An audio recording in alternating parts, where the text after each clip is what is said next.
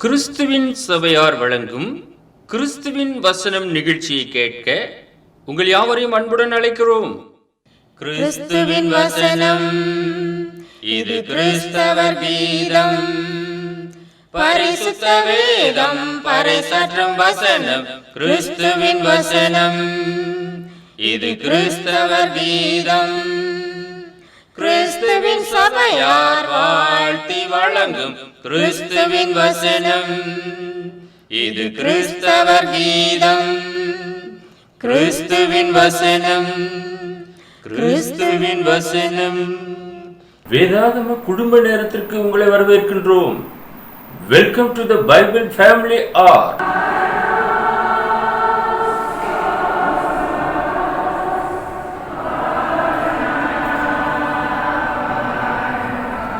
நம்முடைய ஆண்டவரும் இரட்சகருமாகிய இயேசு கிறிஸ்து சொல்லியிருக்கிறார், வேத வாக்கியங்களை ஆராய்ந்து பாருங்கள், அவைகளால் உங்களுக்கு நித்திய ஜீவன் உண்டென்று எண்ணுகிறீர்களே, என்னை குறித்து சாட்சி கொடுக்கிறவைகளும் அவைகளே என்று.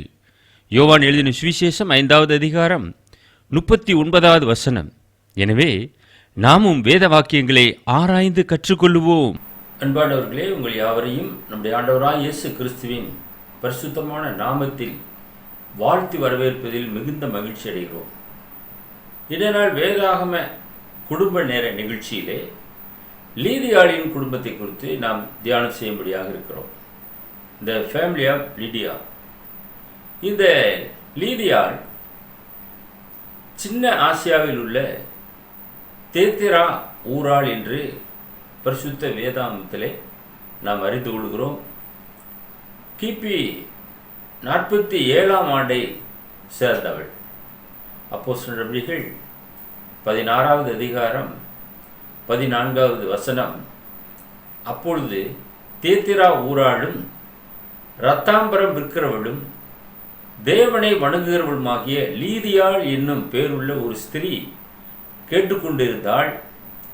பவுல் சொல்லியவைகளை கவனிக்கும்படி கர்த்தர் அவள் இருதயத்தை திறந்தருளினார் என்று அப்போஸ்தலர் நடபடிகள் புத்தகத்திலே நாம் வாசிக்கின்றோம். இந்த அருமையான இந்த பெண்மணி தேவனுடைய உன்னதமான செய்தியை கேட்கும்படியாக அங்கே அமர்ந்திருந்தாள். அப்போஸ்தலனாகிய பவுல் வழக்கமாக ஜெபம் பண்ணக்கூடிய இடத்திற்கு அவர் கடந்து சென்றிருந்தார். அங்கே வந்த ஸ்திரீகளுக்கு உபதேசம் செய்தார். அன்றைய காலகட்டத்திலே பெண்கள் கர்த்தருடைய வார்த்தையை கேட்பதிலே மிக ஆர்வம் உள்ளவர்களாக இருந்திருக்கிறார்கள் என்று நாம் இதன் வழியாக நாம் அறிந்து கொள்கிறோம். இந்த அருமையான மகள் பவுல் சொல்லியவைகளை கவனிக்கும்படி தன்னுடைய செவியை சாய்த்தாள்.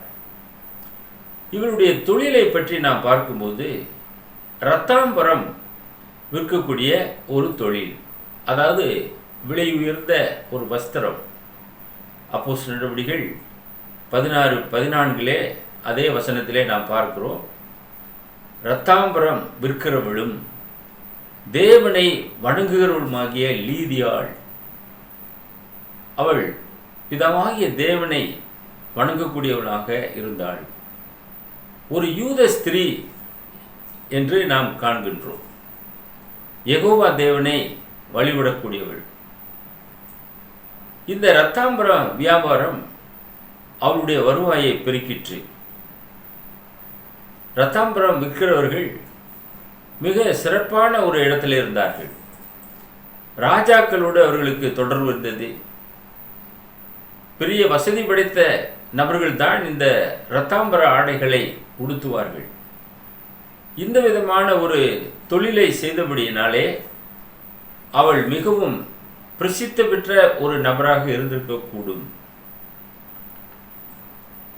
நாங்கள் அங்கே கடந்து சென்றிருக்கும்போது, அதாவது அவள் வசித்த இடத்தை பார்க்கக்கூடிய ஒரு வாய்ப்பு எங்களுக்கு கிடைத்தது. அவள் ஞானஸ்நானம் எடுத்த இடத்தையெல்லாம் நாங்கள் பார்த்தோம். அந்த ஆற்றை நாங்கள் பார்த்தோம். அவள் இருந்த அந்த இடத்தை நாங்கள் பார்த்தோம். அங்கே வால்நட் மரத்தை நாங்கள் பார்க்க முடிந்தது. வால்நட் மிகவும் விலை உயர்ந்த ஒரு மெடிசன் என்றே நாம் சொல்லலாம். அதை நாம் பயன்படுத்துகிறோம். இந்த வால்நட் மரமானது நம் நாட்டில் இருக்கிறதான நெல்லிக்காய்களைப் போல மிக திரளாக காய்க்கக்கூடியது. நெல்லிக்காய்கள் மரத்திலே காய்த்திருக்கும், கீழே அதிகமான நெல்லிக்காய்கள் விழுந்தும் கூட கிடக்கும். இந்த மாதிரியாக அந்த வால்நட் மரத்திலிருந்து நிறைய அந்த வால்நட் கீழே கிடந்தது. அதையெல்லாம் நாங்கள் எடுத்து உடைத்து அப்படியே அதை சாப்பிட்டோம். மிக அற்புதமாக இருந்தது. இந்த மாதிரி விலை உயர்ந்த ஒரு விவசாயம் அங்கே நடைபெறுகிறது. அப்ப அவளுடைய வருமானம் எந்த அளவுக்கு இருக்கும் என்பதை நீங்கள் எண்ணி பாருங்கள். இரண்டாவதாக நாம் பார்க்கும்போது அப்போஸ்தலனாகிய பவுல் வழக்கமாக ஜெபம் பண்ணக்கூடிய அந்த இடத்திற்கு போனாராம். பவுல் மற்றும் சீலா கடந்து சென்றிருக்கிறார்கள். அப்போஸ்தலர் நடவடிக்கைகள் 16வது அதிகாரம் 13வது வசனம், ஓய்வு நாளில் நாங்கள் பட்டணத்துக்கு வெளியே போய் ஆற்றின் அருகே வழக்கமாய் ஜெபம் பண்ணுகிற இடத்தில் உட்கார்ந்து அங்கே கூடி வந்த ஸ்திரீகளுக்கு உபதேசித்தோம். அப்போஸ்தலனாகிய பவுல் ஆசியா முழுமைக்கும் ஊழியம் செய்திருக்கிறார். குறிப்பாக இந்த பகுதிக்கு அவர் கடந்து சென்று அங்கே பிரசங்கம் செய்திருக்கிறார். பிலிப்பு பட்டணத்துக்கு அருகாமையிலே இந்த இடமானது இருந்தது. வழக்கமாக ஜெபம் பண்ணக்கூடிய ஒரு இடம், அது ஆற்றின் அருகே இருந்தது. இன்றைக்கும் அந்த ஆற்று வற்றாத நீரூற்றாக போய்கொண்டிருக்கிறது. அது எத்தனை ஆச்சரியமான காரியம்! அங்கே அநேக ஸ்திரீகள் கூடி வந்திருக்கிறார்கள். அவர்களுக்கு கர்த்தருடைய வார்த்தைகளை இந்த அப்போஸ்தலனாகிய பவுல் பிரசங்கித்திருக்கிறார். என்ன நடந்தது? அப்போஸ்தலர் நடவடிக்கைகள் 16:14 நாம் மீண்டுமாக வாசிக்கும் போது, பவுல் சொல்லியவைகளை கவனிக்கும்படி கர்த்தர் அவள் இருதயத்தை திறந்தள்ளினார். தேவன் இருதயத்தை திறக்க வேண்டும். இங்கே லீதியாளுடைய இருதயத்தை கர்த்தர் திறக்கிறார். கர்த்தர் தெரிந்தெடுக்கிறார். அநேக ஸ்திரீகள் கூடி வந்தார்கள். எல்லாருடைய இருதயத்தையும் கர்த்தர் திறந்தாரா? இல்லையே. இங்கே லீதியாளுடைய இருதயம் மாத்திரம் திறக்கப்படுகிறது. அதற்கு என்ன காரணம்? அவள் விசுவாசம் உள்ளவளாக இருந்திருக்கக்கூடும். பவுல் சொல்லியவைகளை உற்று கவனித்திருக்கக்கூடும். எனவே ரட்சிப்புக்கேற்ற விசுவாசம் அவளுக்கு இருந்திருக்கக்கூடும். தேவன் அங்கே தேர்வு செய்கிறார். அந்த இருதயத்தை அவர் நேசிக்கிறார். அந்த இருதய கதவுகள் திறக்கப்பட்டது. அவளுக்கு விசுவாசம் வந்தது. என்ன நடைபெற்றது? அடுத்ததாக அப்போஸ்தலர் நடவடிக்கைகள் 16:15 வரும்போது, அவளும் அவள் வீட்டாரும் ஞானஸ்நானம் பெற்ற பின்பு அவள் எங்களை நோக்கி, நீங்கள் என்னை கர்த்தரிடத்தில் விசுவாசம் உள்ளவள் என்று எண்ணினால் என் வீட்டில் வந்து தங்கியிருங்கள் என்று எங்களை வருந்தி கேட்டுக்கொண்டாள். உடனே குடும்பத்தோடு அங்கே ஞானஸ்நானம் பெற்றுக்கொண்டாள். அவளும் அவள் வீட்டாரும் என்று வேதத்திலே நாம் பார்க்கிறோம். அன்பானவர்களே, குடும்பத்தோட தேவனுடைய சமூகத்திலே அங்கே கீழ்ப்படிந்திருக்கிறதை நாம் பரிசுத்தமான வேதாமத்திலே பார்க்கிறோம். வேதம் சொல்லுகிறது, நாம் விசுவாசிப்போம் என்றால் நம்முடைய வீட்டாரும் ரட்சிப்பு அவர்களுக்கும் கடந்து செல்லும். இந்த ஒரு பெரிய ஆசீர்வாதத்தை இந்த அருமையான மகள் பெற்றுக்கொண்டாள் என்று நாம் பார்க்கிறோம். அது மாத்திரமல்ல, குடும்பத்தோடு சுவிசேஷத்திற்கு கீழ்ப்படிந்து ஞானஸ்நானம் பெற்று கர்த்தருடைய சபையிலே சேர்க்கப்பட்டாள். வருந்தி அழைக்கிறாள் அப்போஸ்தலனாகிய பவுலை, நீங்கள் என்னை கர்த்தரிடத்தில் விசுவாசம் உள்ளவள் என்று எண்ணினால் என் வீட்டில் வந்து தங்கியிருங்கள் என்று வருந்தி கேட்டுக்கொண்டாள். அந்த இரட்சிப்பின் வசனம் அந்த வீட்டிற்கு கடந்து செல்கிறது. அன்பானவர்களே, இன்றைக்கு சுவிசேஷத்திற்கு கதவை அடைக்கக்கூடிய அநேகரை நாம் பார்க்கிறோம். ஆண்டவராய் இயேசு கிறிஸ்து சொல்கிறார், இதோ வாசற்படியிலே நின்று தட்டுகிறேன், ஒருவன் என் சத்தத்தை கேட்டு கதவை திறந்தால் அவனிடத்தில் நான் பிரவேசித்து அவனோடு கூட போஜனம் பண்ணுவேன் என்று சொல்கிறார். இந்த சுவிசேஷத்தை நிமித்தமாக இந்த அருமையான மகள் கர்த்தருடைய பிள்ளைகளை நேசிக்கக்கூடிய ஒரு மகளாக இருந்தாள். அப்போஸ்தலனாகிய பவுல் மூலமாக சொல்லப்பட்ட வார்த்தைகளை ஏற்றுக்கொண்டு கீழ்ப்படிந்து அங்கே அந்த ஆற்றிலே ஞானஸ்நானம் எடுத்து அங்கே வீட்டுக்கு இவர்களை அழைத்து கொண்டு போகிறாள்.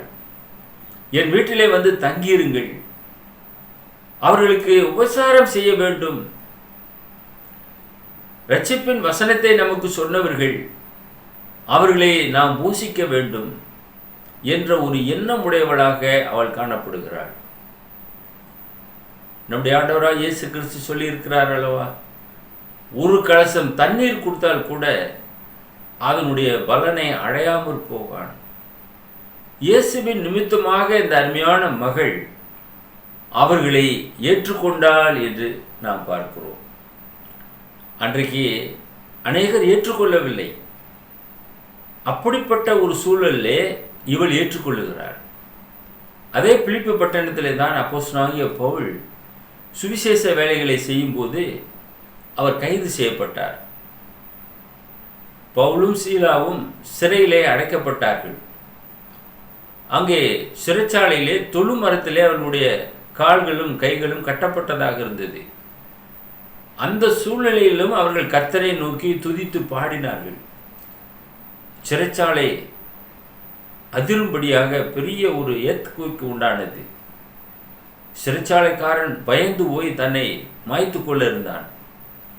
அப்பொழுது பவுலும் சீலாவும் நாங்கள் எங்கேயும் ஓடவில்லை, இங்கே தான் இருக்கிறோம் என்று சொல்லி அவனுக்கு இரட்சிப்பின் வசனத்தை எடுத்து சொன்னார்கள். அந்த சிறைச்சாலைக்காரன் முழுவதுமாக மாற்றப்பட்டான்.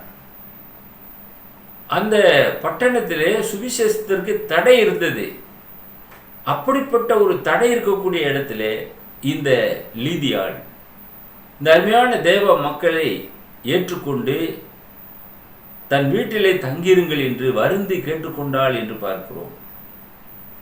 மத்தேயு 10:42 நாம் வாசிக்கிறோம் அல்லவா, தீர்க்கதரிசி என்னும் நாமத்தின் நிமித்தம் தீர்க்கதரிசியை ஏற்றுக்கொள்ளுகிறவன் தீர்க்கதரிசிக்கு ஏற்ற பலனை அடைவான். நீதிமான் என்னும் நாமத்தின் நிமித்தம் நீதிமானை ஏற்றுக்கொள்ளுகிறவன் நீதிமானுக்கு ஏற்ற பலனை அடைவான். இந்த வார்த்தையின்படியாக இந்த தீத்திரா ஊராளாகிய இந்த லீதியாள் அப்போஸ்தலனாகிய பவுலை ஏற்றுக்கொண்டாள். அதற்குரிய பலனையும் அவள் பெற்றுக்கொண்டாள். அவளாலே அங்கே முதல் நூற்றாண்டிலே சபை வளர ஆரம்பித்தது. அந்த பகுதியிலே முதலாவது அங்கத்தினராக இந்த அருமையான பெண்மணி இருந்திருக்கக்கூடும். சுவிசேஷம் அறிவிக்கப்படுவதற்கும் கர்த்தருடைய சபை வளர்வதற்கும் பேர் உதவியாக ஒரு பெண் தன்னை முழுவதுமாக அர்ப்பணம் செய்திருக்கிறாள் என்று இந்த வசனத்தின் மூலமாக நாம் அறிந்து கொள்கிறோம். இந்த நிகழ்ச்சியை பார்த்து கொண்டிருக்கிற அருமையான சகோதரிகளே, நீங்கள் விசுவாசிப்பீர்கள் என்றால் உங்கள் குடும்பம் முழுவதுமாக இரட்சிப்பை சுதந்திரித்துக் கொள்ளும்.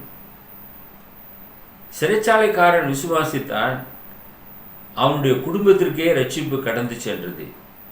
அதே போல இந்த மகள் விசுவாசித்தால் அங்கே குடும்பத்தில் உள்ள அனைவரும் ஞானஸ்நானம் பெற்றுக்கொண்டார்கள்.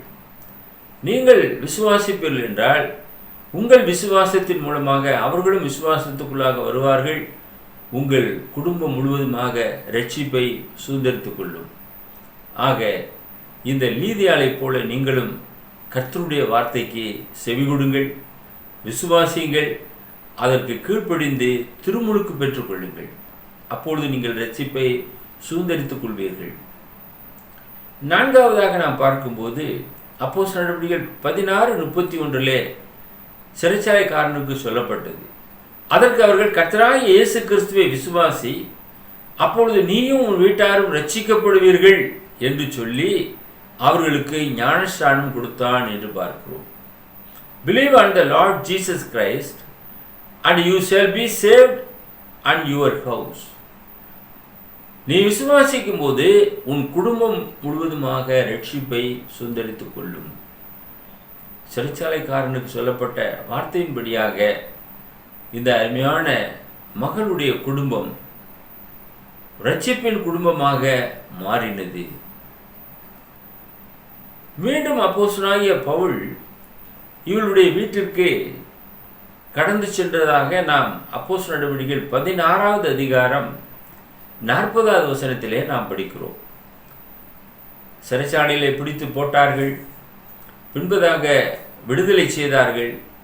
விடுதலை செய்து அந்த பட்டணத்தை விட்டு கடந்து செல்லும்போது மீண்டுமாக லீதியாளுடைய வீட்டிற்கு அப்போஸ்தலனாகிய பவுல் கடந்து சென்றிருக்கிறார்.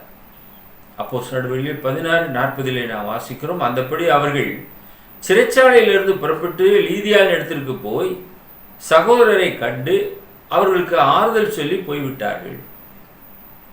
அதற்குள்ளாக கர்த்தருடைய சபையானது வளர ஆரம்பித்திருக்கிறது.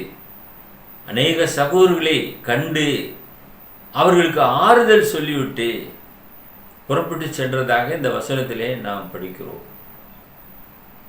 சபை அவர்கள் மூலமாக கட்டப்பட்டது. இன்றைக்கு நாம் விசுவாசத்துக்குள்ளாக வரும்போது நம்மை சார்ந்தவர்கள் அதில் இணைக்கப்படுகிறார்கள். அது மாத்திரமல்ல, அந்த ஊரிலே உள்ள மற்றவர்களும் ரட்சிப்பை பெற்றுக்கொள்ளுகிறார்கள். கர்த்தருடைய ஒரு சபையானது அங்கே உருவாக ஆரம்பிக்கிறது. இது தேவனுடைய திட்டமாக இருக்கிறது. இந்த திட்டத்திற்கு இந்த அருமையான மகள் கீழ்ப்படிந்தவளாக தேவ சித்தத்தை நிறைவேற்றக்கூடிய ஒரு மகளாக இருந்திருக்கிறாள் என்று நாம் பார்க்கிறோம். புதிய ஏற்பாட்டு சபை எப்படி வளர்ந்ததென்றால் இப்படித்தான் வளர்ந்திருக்கிறது. ஆசிய முழுமைக்கும் இவ்விதமாகவே வளர்ந்திருக்கிறது. சென்ற இடங்களிலெல்லாம் கிறிஸ்துவின் சுவிசேஷத்தை பூரணமாக அப்போஸ்தலர்கள் பிரசங்கித்தார்கள். விரல் விட்டு எண்ணக்கூடியவர்கள் அன்றைய நாட்களில் விசுவாசத்திலே கடந்து வந்திருக்கிறார்கள். அவர்களை பிதாவாகிய தேவன் முன்னறிந்தவராக இருந்தார். அவருடைய இருதய கதவுகளை கர்த்தர் திறந்தார். அவர்கள் விசுவாசத்துக்கு கீழ்ப்படிந்தார்கள். அவர்கள் ரட்சிப்பை பெற்றுக்கொண்டார்கள். ஆக பிதாவானவர் ஒருவனை இழுத்து கொள்ளாவிட்டால் அவன் என்னிடத்தில் வரான் என்று இயேசு கிறிஸ்து தாமே சொல்லியிருக்கிறார். அதை நாம் 5வதாக நாம் நினைத்து பார்க்க வேண்டியவர்களாக இருக்கிறோம். நமக்கான பாடம் என்ன என்று நாம் பார்க்கும்போது, what is the lesson for us? நாம் இவைகளை குறித்து நாம் சிந்திக்க வேண்டியவர்களாக இருக்கிறோம். யோவான் 6:44 ஆண்டவராய் இயேசு கிறிஸ்து சொல்கிறார், என்னை அனுப்பின பிதா ஒருவனை இழுத்து கொள்ளாவிட்டால் அவன் என்னிடத்தில் வரமாட்டான். அவர் இழுத்து கொள்ள வேண்டும். அவர் இழுத்து கொண்டால்தான் வருவார்கள். அப்ப பிதாவானவர் தேர்வு செய்கிறார். குமாரன் உங்களை விடுதலையாக்கினால் மெய்யாகவே விடுதலையாவீர்கள். அதே போல பிதாவானவர் ஒருவனை தேர்வு செய்ய வேண்டும். இல்லை என்றால் இதற்கு வரவே முடியாது. இன்றைக்கு அநேகர் சுத்த சுவிசேஷத்திற்கு செவி கொடாமலே போகிறார்களே. என்ன காரணம்? இதுதான், பிதாவினாலே அவர்கள் தேர்வு செய்யப்படவில்லை என்றே நாம் முடிவுக்கு வருகிறோம். ஏனென்றால் ஆண்டவராய் இயேசு கிறிஸ்துவே அதை நமக்கு எடுத்துரைக்கிறார். என்னை அனுப்பின பிதா ஒருவனை இழுத்து கொள்ளாவிட்டால் அவன் என்னிடத்தில் வரமாட்டான். கடைசி நாளில் நான் அவனை எழுப்புவேன். இது இயேசு கிறிஸ்து இறுதியிலே செய்யக்கூடிய ஒரு காரியமாக இருக்கிறது. என விசுவாசிக்கிறவன் மரித்தாலும் பிழைப்பான் என்று இயேசு சொல்லுகிறார். கடைசி நாளிலே அவர்கள் எழுப்பப்படுவார்கள். ஒரு இமை பொழுதிலே கிறிஸ்துக்குள்ளாக மரித்தவர்கள் மறுரூபமாக்கப்படுவார்கள். இந்த ஒரு பெரிய ஆசீர்வாதம் கர்த்தருக்குள்ளாக இருக்கிறவர்களுக்கு மட்டுமே இருக்கிறது. அதைத்தான் இங்கே இயேசு சொல்லுகிறார்.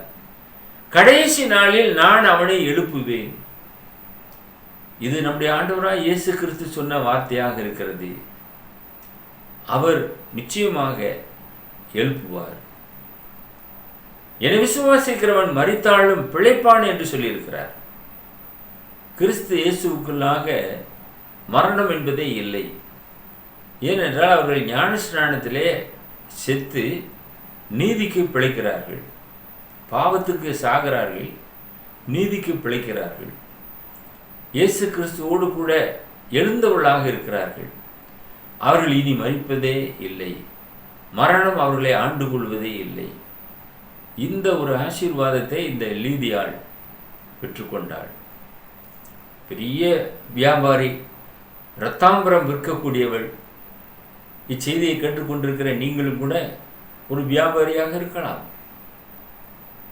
ஒரு துணி வியாபாரம் செய்யக்கூடியவளாக கூட நீங்கள் இருக்கலாம். அவளும் அந்த இரத்தாம்பரம் விற்கக்கூடியவள் தான். ஆனால் சுவிசேஷத்திற்கு கீழ்ப்படிந்தாள். மனிதன் உலகம் முழுவதையும் ஆதாயப்படுத்திக் கொண்டாலும் தன் ஜீவனை நஷ்டப்படுத்தினால் அவனுக்கு லாபம் என்ன என வேதம் கேள்வி எழுப்புகிறது. ஆக சுவிசேஷத்திற்கு கீழ்ப்படிய வேண்டும். இந்த சுவிசேஷத்திற்கு லீதியாள் கீழ்ப்படித்தாள். தான் மாத்திரமல்ல, தன்னுடைய குடும்பத்தோடு கீழ்ப்படிந்தாள். இன்றைக்கு நம்முடைய குடும்பம் ரட்சிக்கப்பட வேண்டும் என்ற வாஞ்சை ஒவ்வொருவருக்கும் இருக்க வேண்டும். ஒவ்வொருவரும் குடும்பத்திலே நன்மைகளை நாம் அனுபவிக்கிறோம்.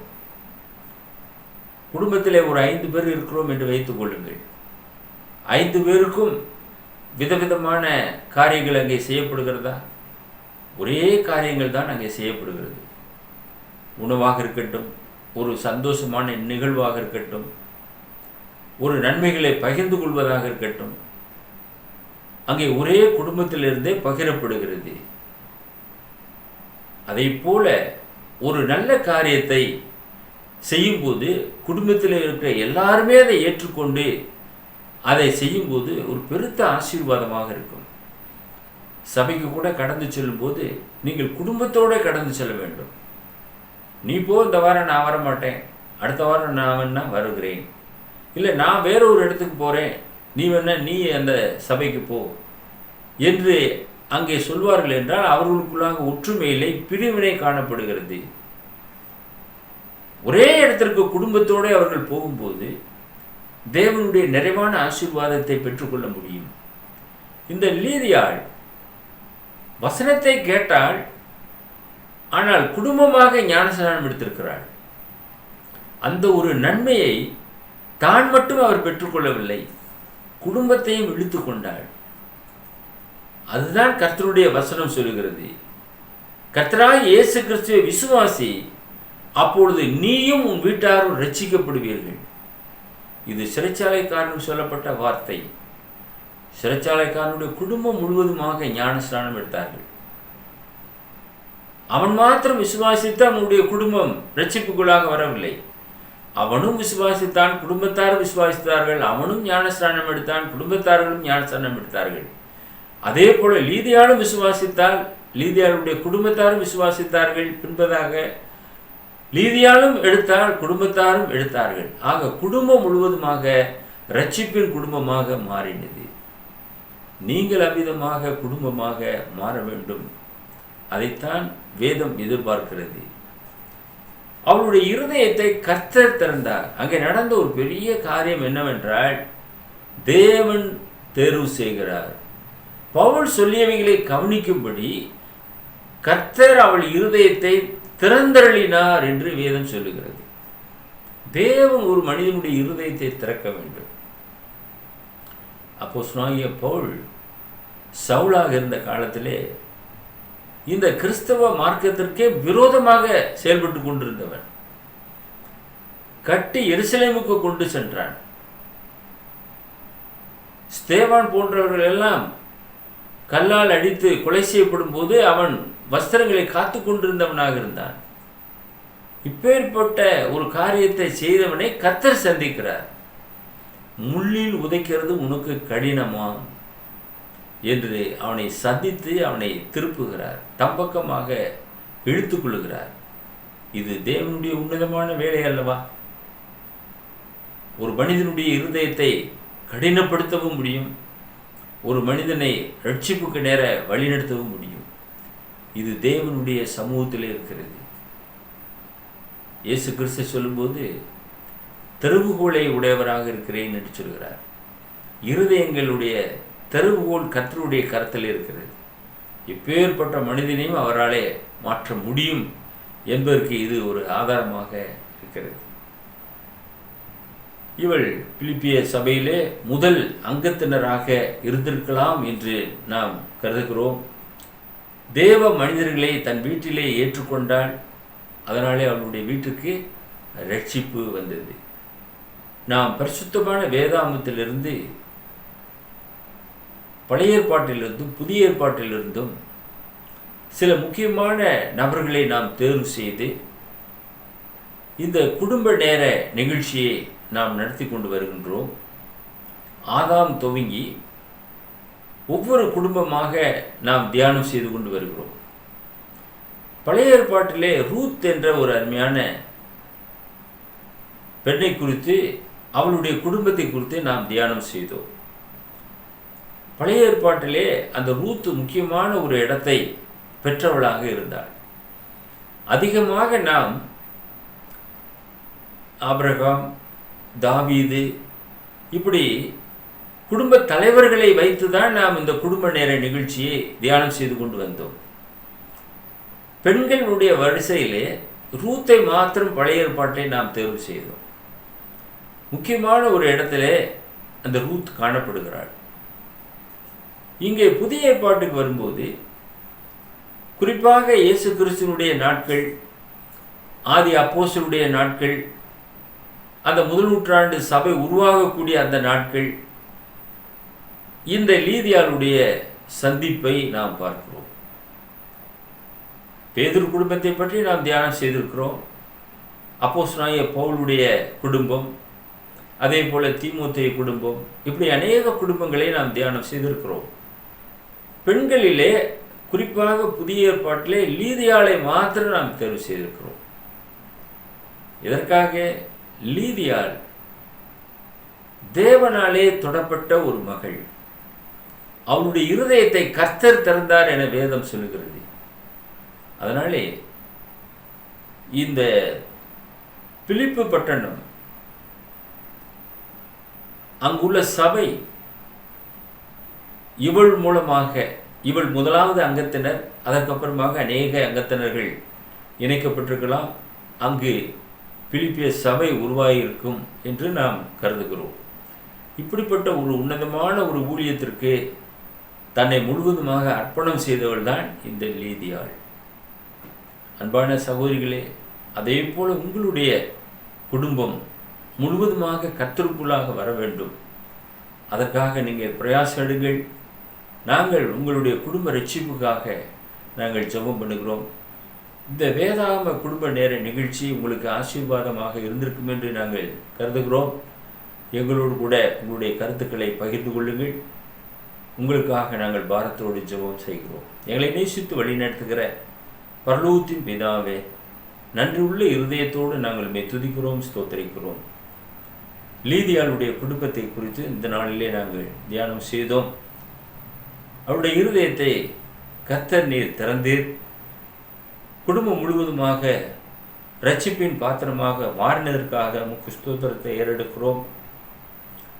அதை போல இந்த செய்தியை கேட்டுக்கொண்டிருக்கிற அநேகருடைய குடும்பங்கள் இரட்சிப்புக்குள்ளாக கடந்து வரத்தக்கதாக தேவன் கிரியை செய்தல வேண்டுமாய் இயேசுவின் வல்லமையுள்ள நாமத்தில் இந்த ஜெபத்தை தாழ்மையோடு ஏறெடுக்கிறோம் எங்கள் பரலோகத்தின் பிதாவே, ஆமென்.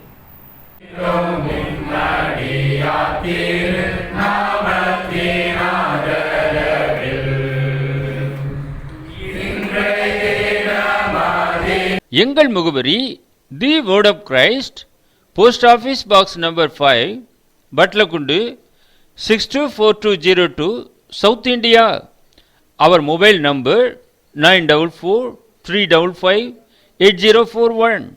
Another number 6379350509.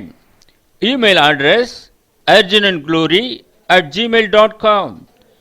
View our The Word of Christ program on YouTube channel. May God bless you all. மீண்டும் அடுத்த நிகழ்ச்சியில் உங்களை சந்திக்கும் வரை கர்த்தருடைய கிருபை நம் அனைவரோடும் கூட இன்றும் என்றும் சதா காலங்களிலும் இருப்பதாக.